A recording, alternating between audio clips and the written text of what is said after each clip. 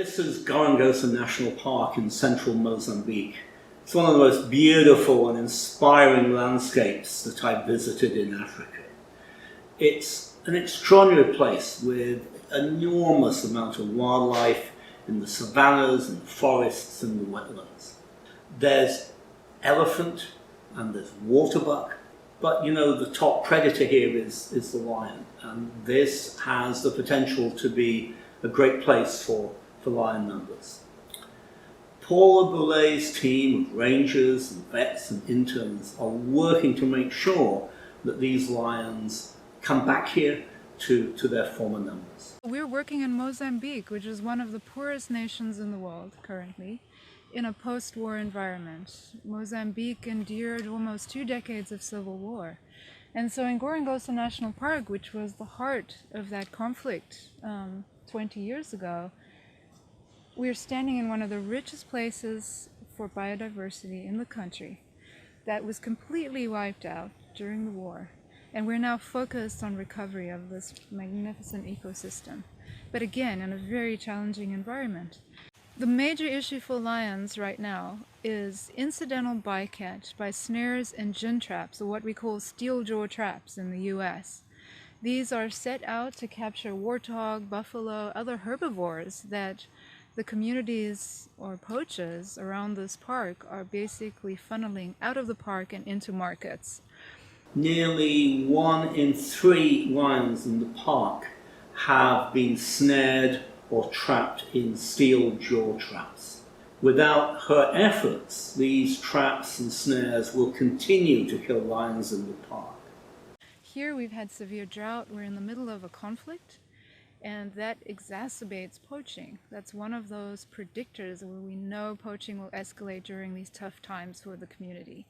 And during this time we're going through a difficult phase, and that's what the Big Cat Initiative is funding. We're intervening, Rapid Response Veterinary Unit, anti-poaching patrols, really trying to basically hold the line for lions here. Being on the front line of conservation, we see the horrors of poaching. For Paola, seeing injured, horribly injured, dying lions in traps and snares is all too often an occurrence. We flew out into a very remote sector of the park that has no roads to check on a lion, MO2, who was the first lion we ever collared in the history of this park.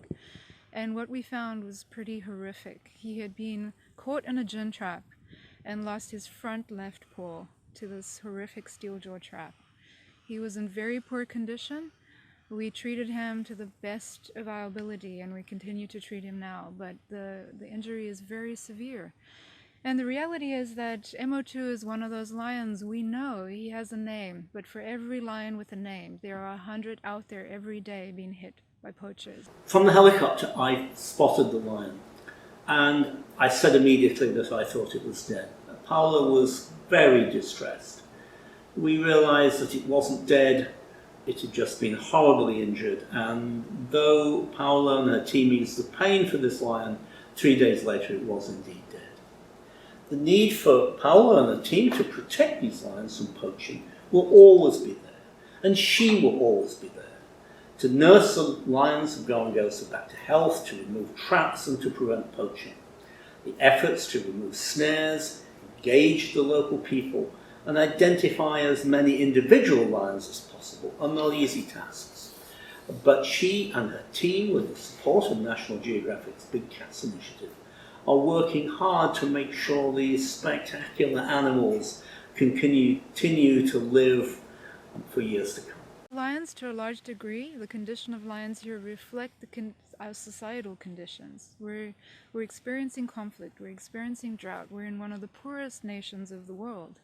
And so these are really complex problems to tackle, but the Gorongosa Restoration Project is tackling those, and lions are our indicator. So we're going to pull through this tough time. We're in this for the long haul, we're here to do our job, and we'll stay here as long as it takes. We're going to hold the line.